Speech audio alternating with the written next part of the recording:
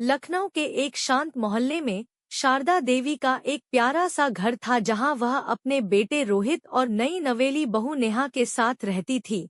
नेहा पढ़ी लिखी और आधुनिक सोच वाली लड़की थी, जबकि शारदा देवी परंपराओं में विश्वास रखने वाली और थोड़ी सख्त स्वभाव की थी। शादी के शुरुआती दिन तो बहुत अच्छे बीते, लेकिन धीरे धीरे छोटी छोटी बातों पर दोनों के बीच नोकझोंक शुरू हो गई। एक सुबह शारदा देवी ने आवाज लगाई, नेहा ये चाय इतनी हल्की क्यों है? हमारे जमाने में तो चाय ऐसी बनती थी कि एक कप पी लो तो पूरा दिन ताकत रहती थी। नेहा मुस्कुराते हुए बोली, माँ जी अब लोग हेल्थ का ध्यान रखते हैं।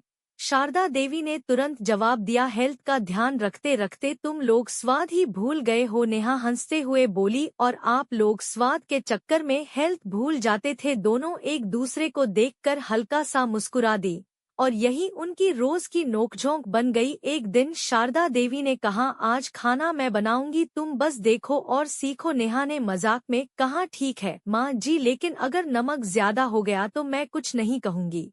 शारदा देवी ने पूरे मन से खाना बनाया। जब सब खाने बैठे तो दाल में सच में नमक थोड़ा ज्यादा हो गया। नेहा ने धीरे से कहा, माँ जी आज हेल्थ का ध्यान नहीं रखा गया। शारदा देवी ने उसे देखा और खुद भी मुस्कुरा दी और बोली, आज तुम जीत गई बहू। एक दिन नेहा मोबाइल पर ऑनलाइन शॉपिंग कर रही थी। शारदा देवी ने देखकर कहा, ये सब मोबाइल से खरीदना कैसा होता है? असली मजा तो बाजार जाकर लेने में है। नेहा ने कहा, माँ जी इससे समय भी बचता है और पैसे भी। शारदा देवी बोली, लेकिन मोलभाव करने का मजा कहाँ मिलेगा? नेहा हंसते हुए बोली, आपकी बार्गेनिंग का तो कोई मुकाबला नहीं।